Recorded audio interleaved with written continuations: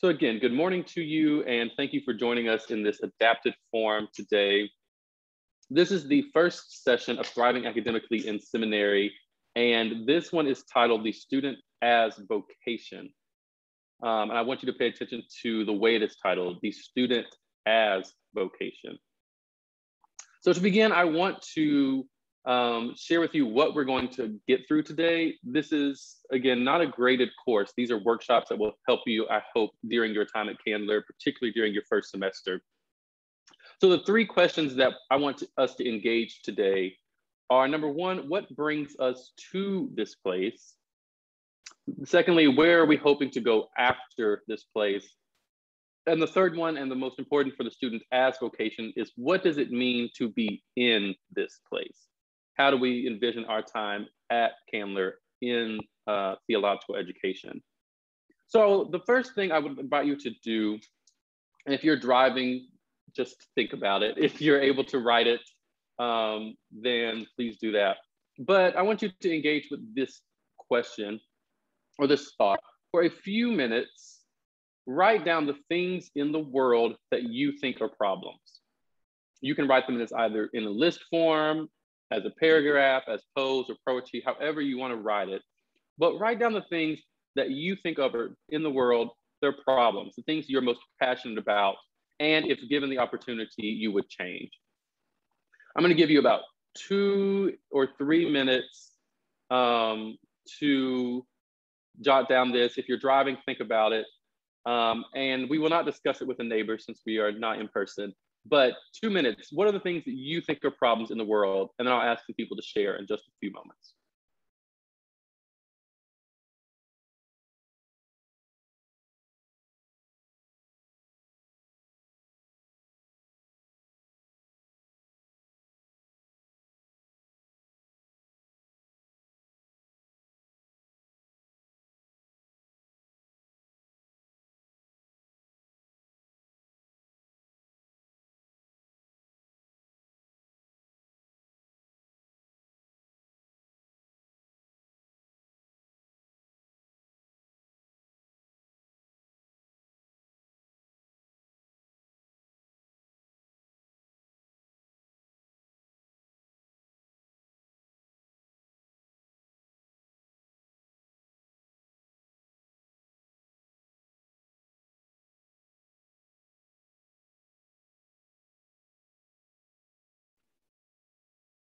So again, I'm going to start reading some of the ones in the chat. If you have others you want to put in the chat, or if you want to unmute, that would be even better if you're able. But some of the ones we have in the chat, these problems in the world: racism, social justice, mental health, homelessness, injustice, outdated education system. We have racism again. What about some others of you? Share with us, please. What are the things in the world that you think are problems? The things that, if given the opportunity, you would change? Hi, can y'all hear me? We can, Brian, yes. One of the things that always comes to mind to me is, working with adults for a while, is this idea that we have to work, 60 to 80 hours a week to be successful. And it's that workaholic mentality that just burns out families and all that stuff seems to be an issue for me. Yeah, I would agree. Thank you, Brian. Someone else, what are the things in the world you want to change? I see some more in the chat. We have jobs, educational injustice, social injustice in healthcare disparities, poverty, physical health, others. The negative stigma that comes with people who do not have the best background, absolutely. Y'all are hitting all the heavy hitters today. Other problems.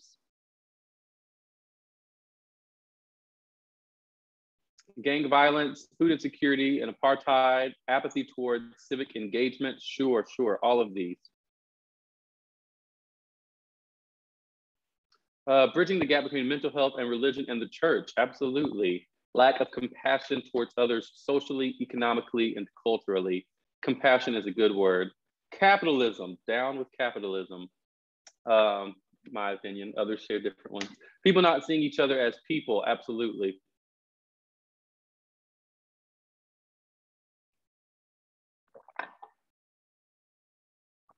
Thank you for this. I want to go to the next question, which is very similar. In this question, I'm asking you, and I want you to write these down for yourself. So don't put them in the chat yet, but write them down for your own self. Write down the things about you that you perceive as gifts or graces. What are your best skills? What are the things that you enjoy doing? What are the things that you are passionate about doing? So you made one list, now you're making a separate list, a completely separate question. What are the things for you that you think are gifts and graces, you think are your best skills, the things you're passionate about doing, and the things you enjoy doing? Take a few moments and write those down.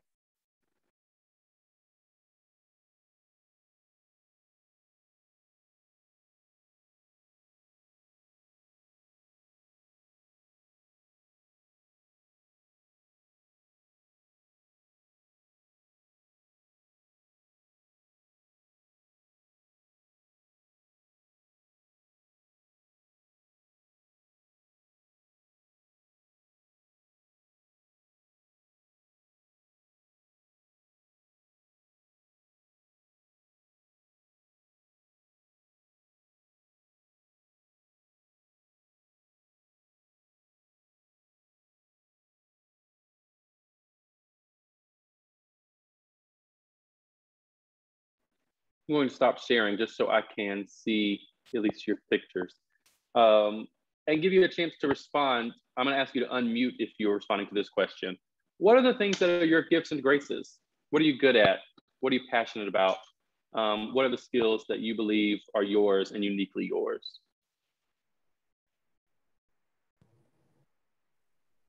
Can you guys hear me? We can, yes. Oh, wonderful. I think one of my great attributes is singing. I think I'm a fairly good Levite, in my own opinion. Great, thank you. Someone else, things you're good at. Your gifts, your graces. Can you guys hear me? Yes, Audrey. Sorry, it's raining, so I didn't know if you can hear me. But no, you're good. We can. I am a yoga teacher, so I always feel like sort of my two best gifts are the teaching part of it, but then also truly just encouraging people to find their own peace and whatever that looks like for them. Excellent, excellent. Thank you, Audrey, for sharing. So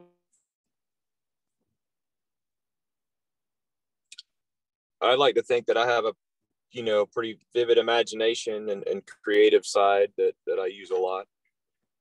Yeah, that's important. Imagination particularly, I think, is increasingly more important. Thank you, Brian. Others, what are your gifts? What are your graces? I would say making everyone feel special and like they can do more than they thought that they could initially. Yeah, that's a huge gift. Arguably could be the reason many of us are at Candler, because someone poured that into us. Thank you, Krisani. I see Myra's in the chat says, for me, motivation and music, both excellent gifts. Listening from DeMarquise, excellent, excellent. Others, what are your gifts? Writing, I'm all for that, Jack. Thank you. We love that. Others, what are your gifts? What are your graces? And or what are you passionate about? It may not be that you're the best at it yet, but you are passionate about it and you want to be better. I can probably say another one on that one. Sure. I think another attribute of mine is serving. I just love helping people. At every job that I've had, I take it like a step further to really help the customer, whatever the case may be, or not even at work, in ministry as well. I really do care about serving. That's very one thing I'm passionate about. Just making sure everybody that I'm serving is help to their full capacity. I don't cheat nobody. I don't do it halfway. I treat everybody the same way. And, the best service that I can do, personally, because I see it as I want to give them what I would want. You know what I'm saying? So yeah, absolutely. Thank you for sharing that. I'm going to read some from the chat. Megan says discernment, listening, offering wisdom, serving, working with youth, teaching, and empowering others. All those seem like they have a very similar line. They have a very similar thread. Thank you, Megan. Audrey says passionate about writing, also want to improve academic writing. I'm your guy. Talk to you later. Yeah, I think it's important to recognize, as Audrey has done, the gifts or the graces that we have that we still have to refine. You know, there are things that come innately easy to us, but that does not mean that they require us to put in some effort to get better, to practice, which we're going to talk about more in just a second. Last call. Anyone else? What are your gifts and graces? Sabrina's saying, you know, going alongside the helpful nature with Lou, agreeing with that. Thank you. I imagine most of us who ended up in this space have kind of that helpful spirit, a spirit of service in some way. Thank you all for sharing. I bring these two questions to you and now put them together in this quote from Frederick Buechner, who says, "The place God calls you to is the place where your deep gladness and the world's deep hunger meet." Again, the place God calls you to is the place where your deep gladness and the world's deep hunger meet. Someone tell us your interpretation of this. How is it sitting with you to hear this quote?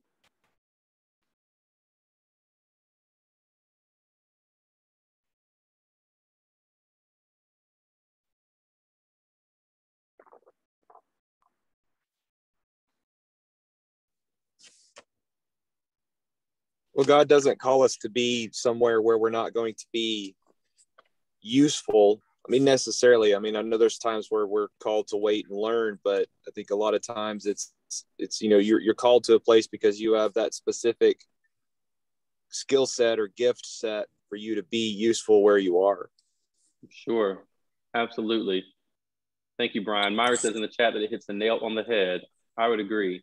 Someone else, how does it sit with you? How does it resonate with you? Hi, can you guys hear me? Yes, Johanna, we can. I think it kind of goes off of like what Trey was saying, how like we're here, like he likes to help people and serve. I feel like we're all here to serve in a way. And I believe that like our hearts desires will align with whatever God wants for us. So yeah, I agree, Johanna. Thank you. I want to read what's in the chat. Oh, sorry, go ahead. Oh, yeah. So I was just going to kind of interject off that. Reading Please. This reminds me of the good text, Jeremiah 29:11. I'm pretty sure that's where it is. It reminds me of like that scripture where, you know, we all have a plan for our life and hope, future, all that good stuff.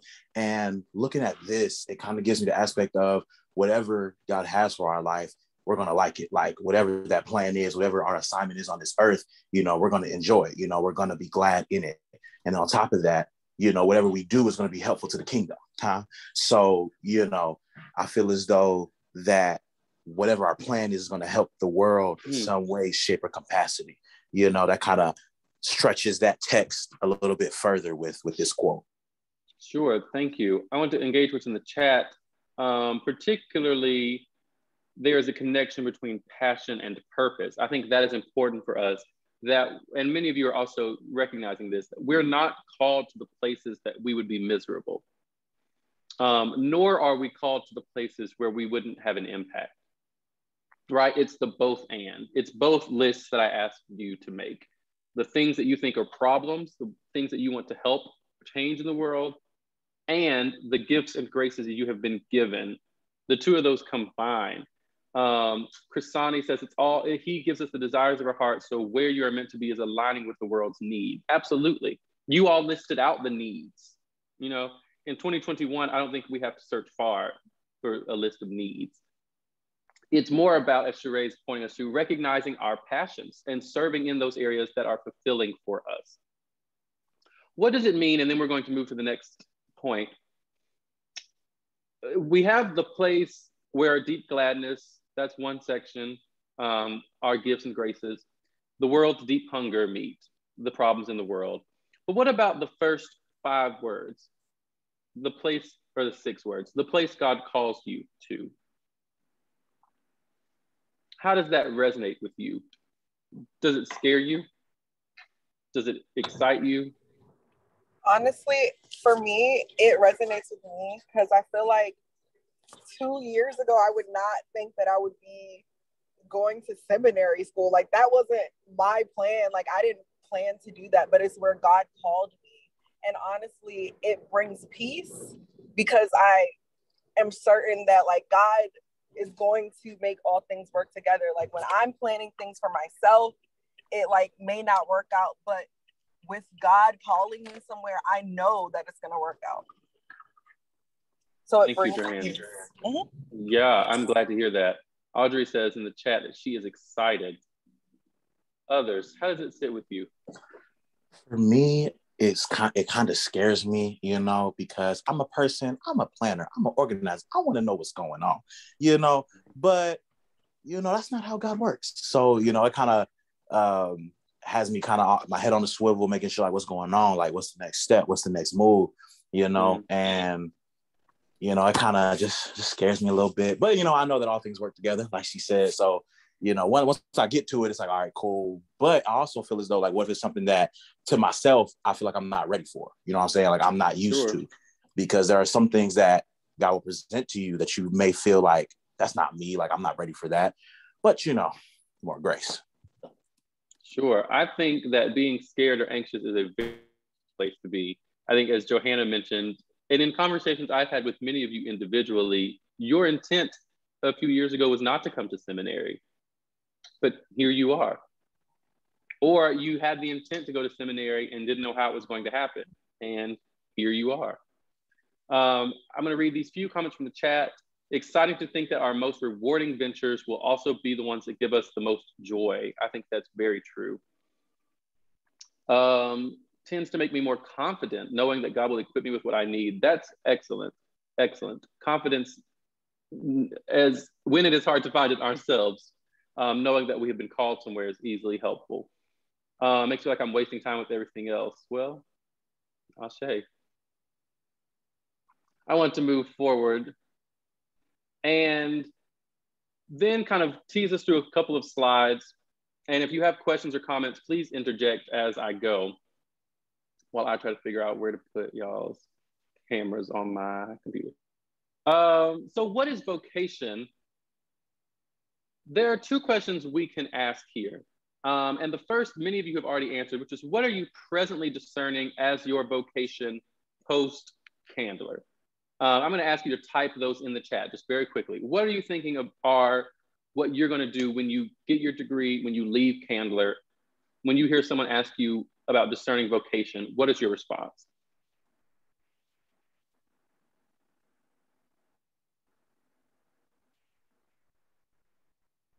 If you're driving, feel free to unmute instead of type in the chat.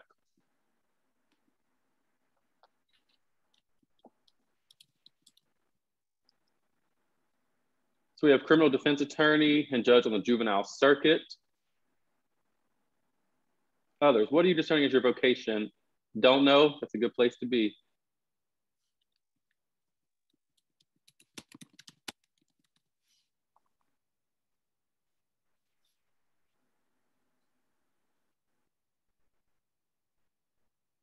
How many don't knows do we have? Let's do that. Raise your hand if you're a don't know.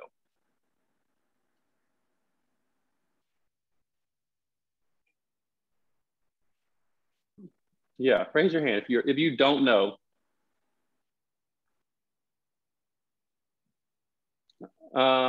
We got chaplaincy, we got ordained elder and senior pastor, teaching spirituality and health courses and running the yoga center, youth ministry, Christian nonprofit.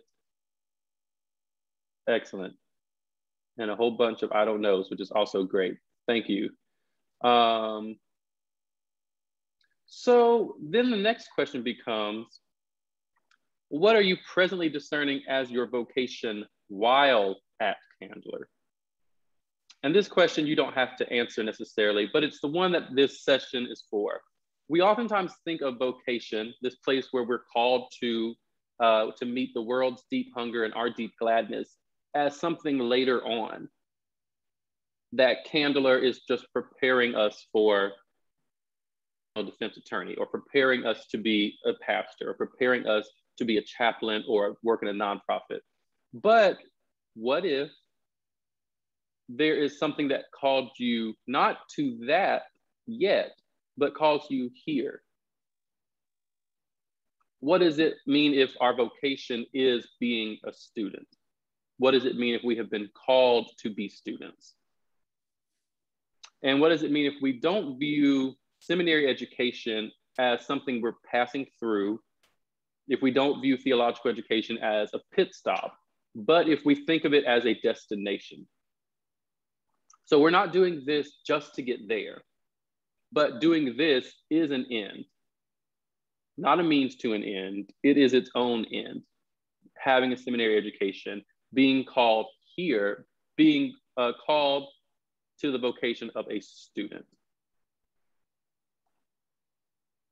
So vocation, from the Latin vocare, means to call. So these words are often used interchangeably, but they represent the same purpose, that something has called us or pulled us toward this place.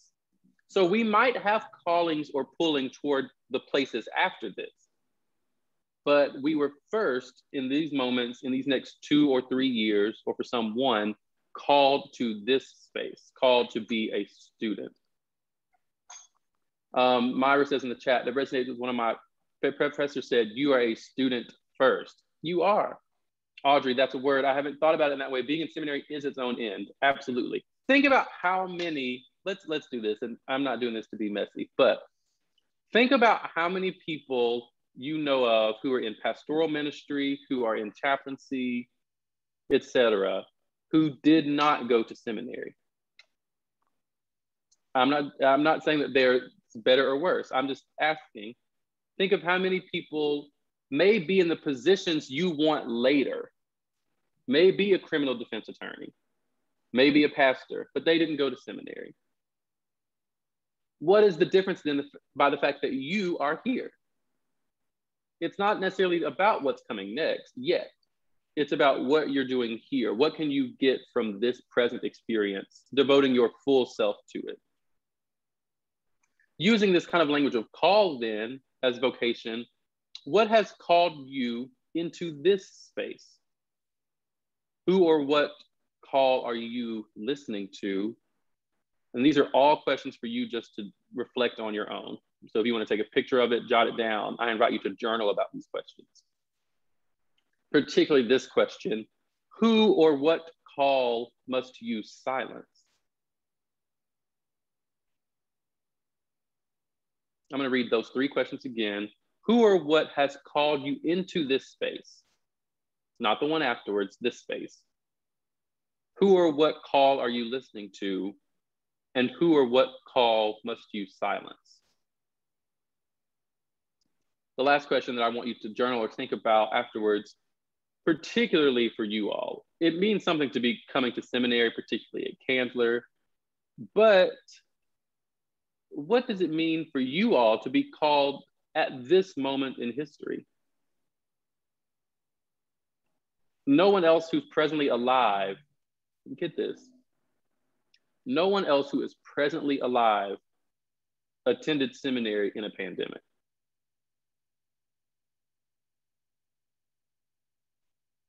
So what does it mean for you all to be in this space and to be called to this space at this particular moment in history?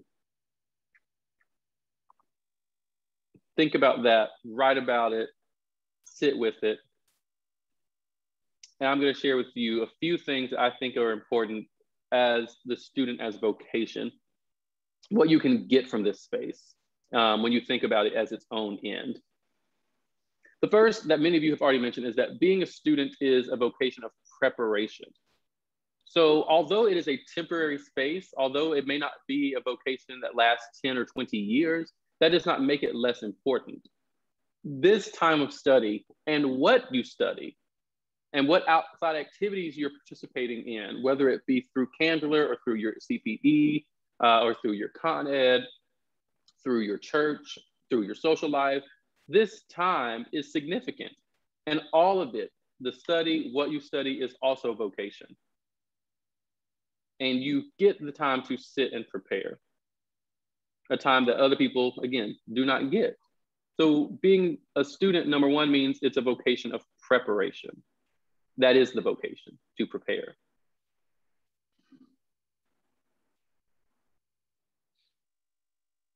Comments about that?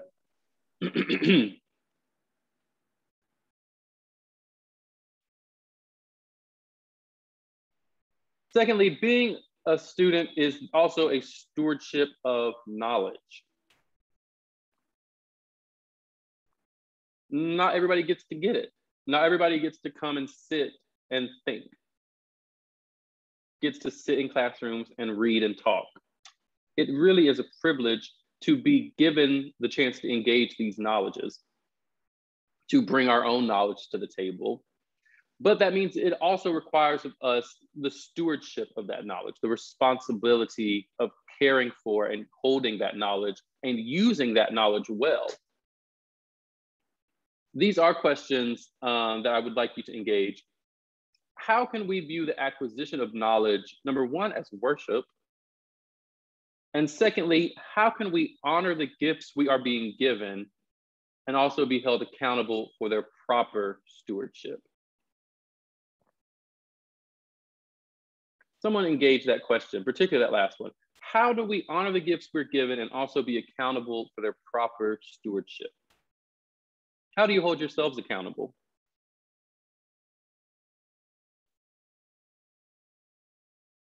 How will communities hold us accountable? I think for me, it's challenging myself to do the absolute, best I can. It's that idea of it's excellence, not perfection. So if I bring my excellence, on everything I do, especially if I've been called to this place, that means God has placed me here for a purpose. So then I'm accountable to bringing the absolute best that I'm capable of. Absolutely. Thank you, Brian. Someone else. I could say for me, when I think of honoring the gifts that I have, I would say always have that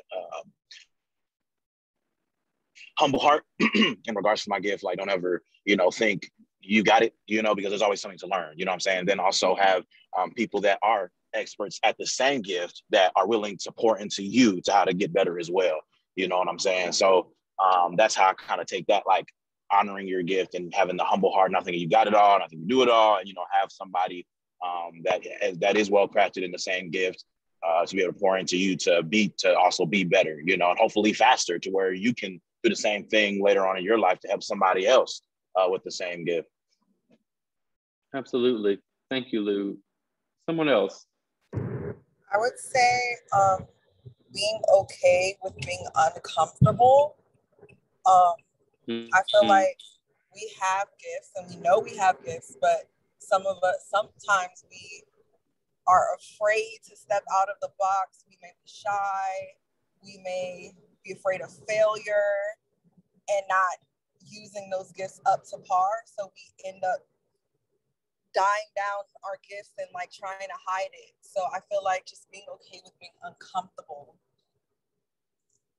Absolutely. Thank you. I think that's important because for many of us over this next few years, we will be very uncomfortable at times through something we're learning, a conversation we're having, but leaning into that discomfort, not running from it, leaning into it as a possibility, as a possible space for growth. Myra says being better than good at it, being great. Sabrina says, Lou, stop copying her. Discipline, dedication, and determination, and alliteration. These are things that we can all give as a way of expressing worship and gratitude. Absolutely. Learning how to serve a beloved community with the gift, very important. Audrey says community, so much power in realizing you don't have to do any of it alone. Absolutely. You don't make up the body, right? 1 Corinthians 12. We're not the whole body, we're just a piece of it. Gabby says, understanding that there's always more to be learned and that these natural gifts you've given can always be refined. Absolutely. Being open to growth. Sure, many of you come into seminary already knowing some of these things. You may go into your preaching, your homiletics class having preached before.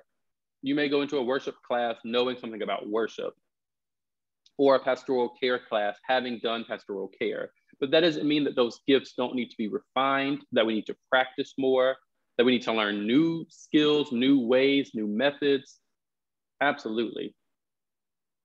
A last question for you that I didn't type, but I think is worthy to consider on your own is how do we, on the flip side, not abuse our gifts? We want, on one side, to own up to them, to live up to them, live into the callings, whether we are uncomfortable or scared or nervous, to rise to the moment. On the other hand, we have to be careful not to abuse our knowledge, not to abuse our gifts, not to abuse others in the community or the communities with a heavy hand of knowledge.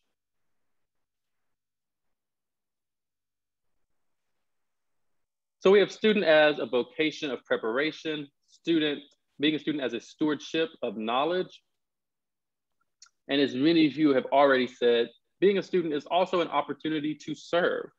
So this is one of the few places where your theory gets to meet up with practice, right? Isn't that what you're doing in Con Ed?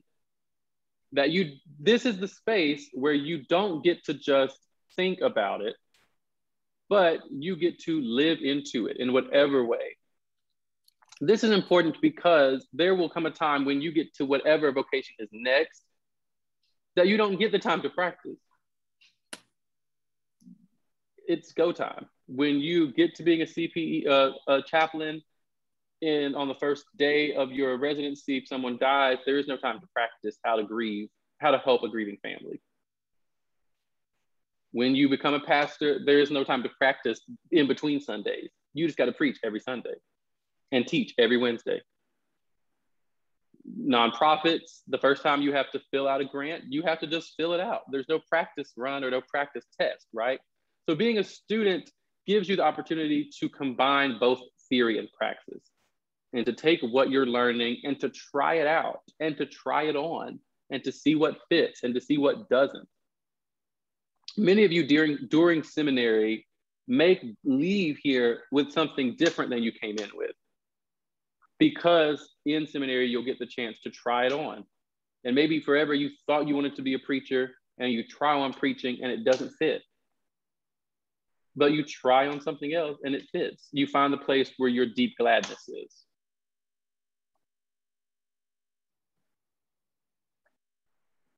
Lastly, being a student provides an opportunity, a chance to develop our work ethic. This is important and kind of is the part B of what I was just saying. But it is these vocations that await us.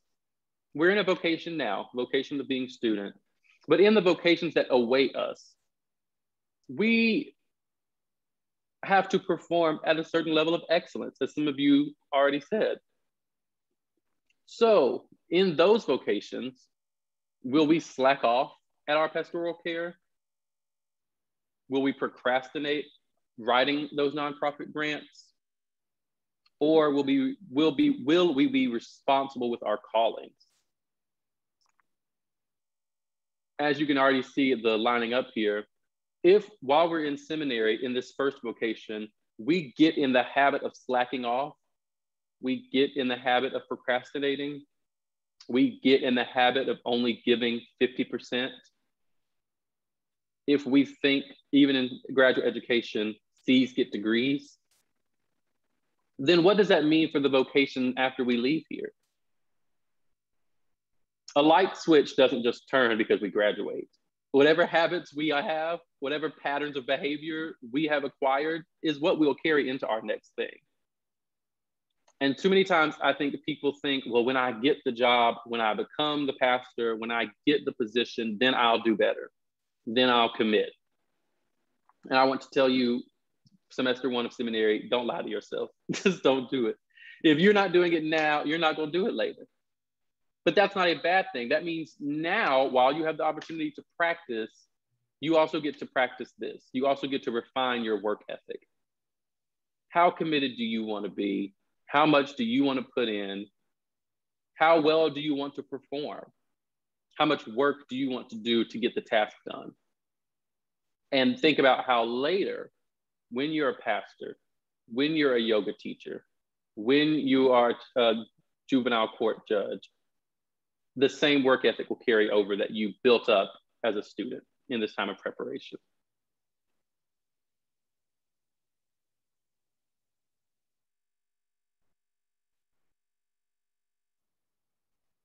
Sabrina says, I think that plays into honoring the gifts of grace. Absolutely.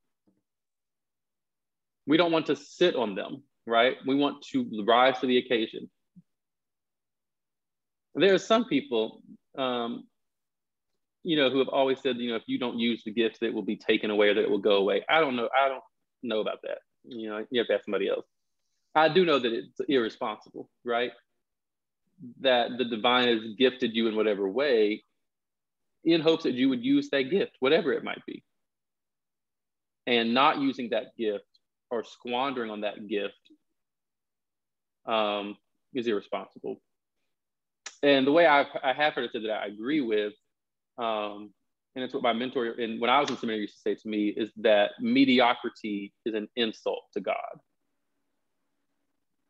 Mediocrity is an insult to God. Being mediocre with your gifts is insulting to the one who has gifted you with them.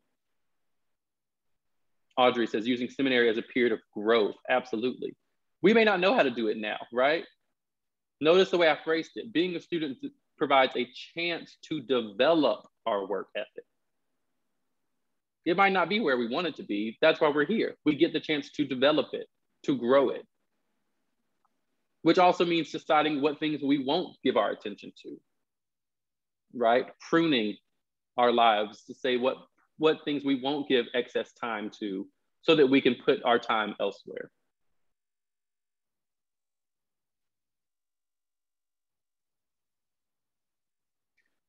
For a few moments, lastly, I want you to jot down, and again, this is for your own journaling, so not in the chat, this is for you. Jot down for a few moments how you hope to honor your vocation as a student and to be the best steward of your gifts. Again, journal for your own self, and you can continue it later if you like. But jot down how you, individually, you hope to honor your vocation as a student and how you can be the best steward of your gifts. And I'm encouraging you to be specific. Avoid being vague, avoid generalities, but be specific in the things that you want to do, the things that you hope to do to make sure you honor your gifts. Take a few minutes and do that.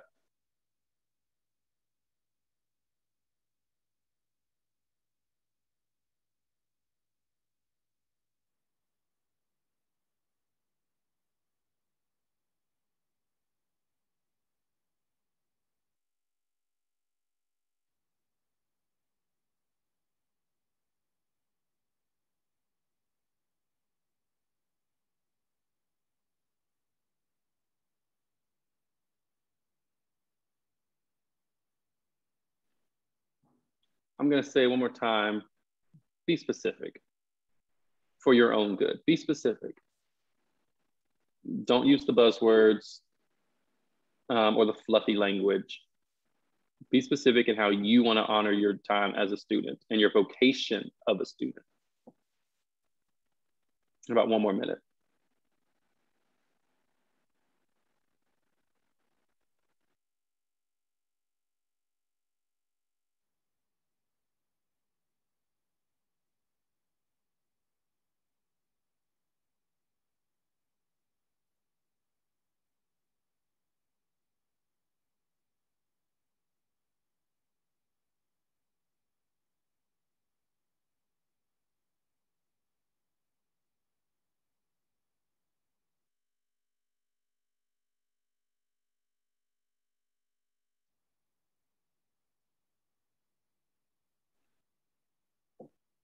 This is not a requirement, but if anyone wants to share one thing, I will invite you to do that so as to encourage your colleagues or to give someone else an example of what this could look like. So if anybody wants to share, I'm going to stop screen sharing. And if you want to share how you're going to honor your gifts, feel free to do that now.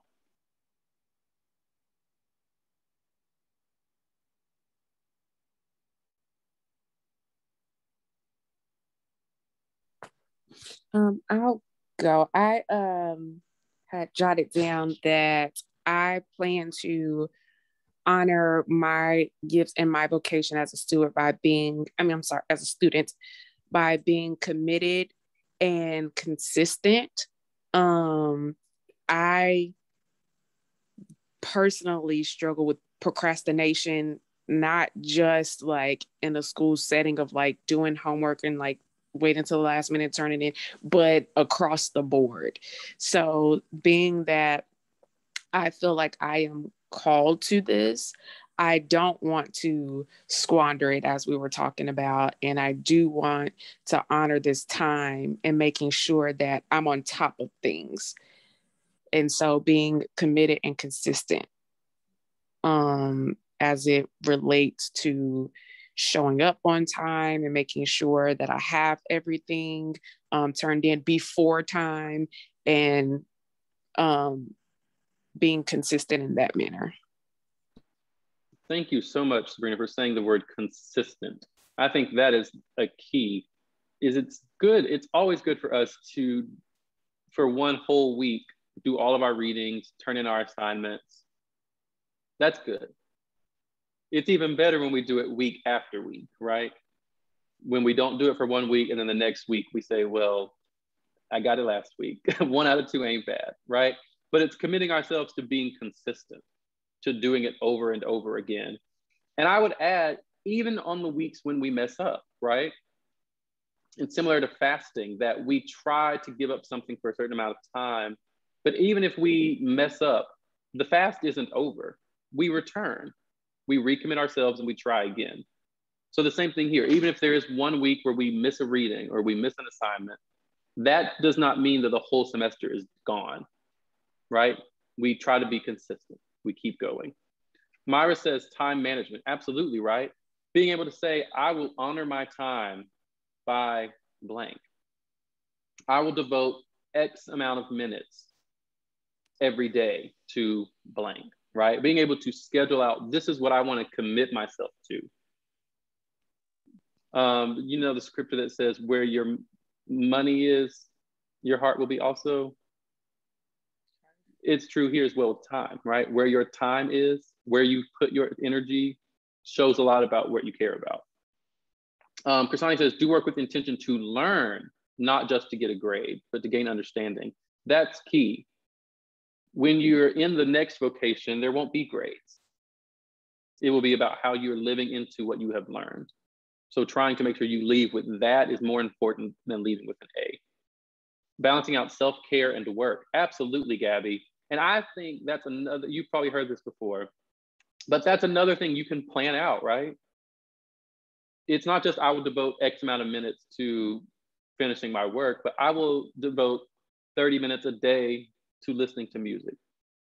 I will devote 30 minutes a day to taking a walk, right? Planning out that I'm going to build into my schedule practices of self-care.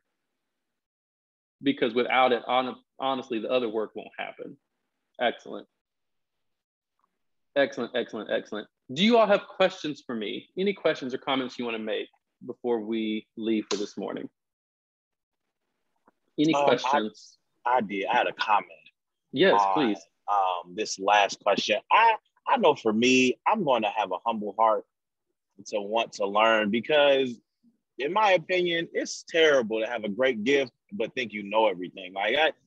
So I know for me, I'm gonna have a humble heart and like be eager to learn, be hungry, thirsty for that, to get better and to really grow my vocation. So, and hopefully spread that to others as well. You don't know it, because you really don't know it all. Even people that have been in this doing whatever they've been doing for 20 plus years still don't know it all. There's always something to learn. There's always something to get better at. So. Sure, thank you, Lou. Yeah, and in what ways does the humble heart meet with willing hands, right? So I realize I don't know everything. I realize that there's much to grow and develop, and I'm going to commit myself to doing the work to get there. Commit myself to doing the readings, to doing the assignments, to engaging in the discussions, to make sure I don't leave here knowing the same amount I knew when I came in. Excellent. Other questions or comments?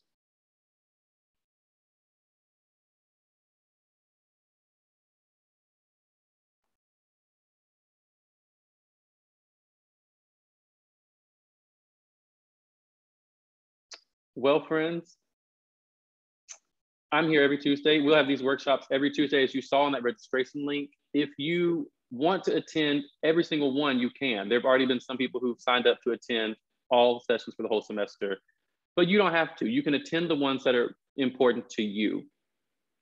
So go back to that same link. You can reuse it over and over again and to see what we're doing. But if you decide you want to come back next Tuesday or any other subsequent Tuesdays, hopefully we'll be in person.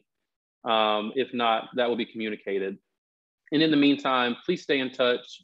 There are many ways you can get connected with me if you need help or if you want to have a conversation. So please do that. Otherwise, friends, be well. Go in peace.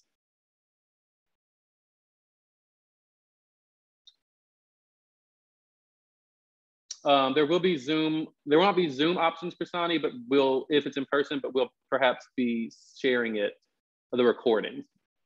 But that's still to be worked out in full details. Thank you guys. Be well.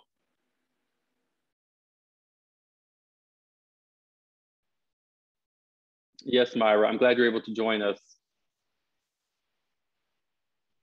Thank you all. Be well.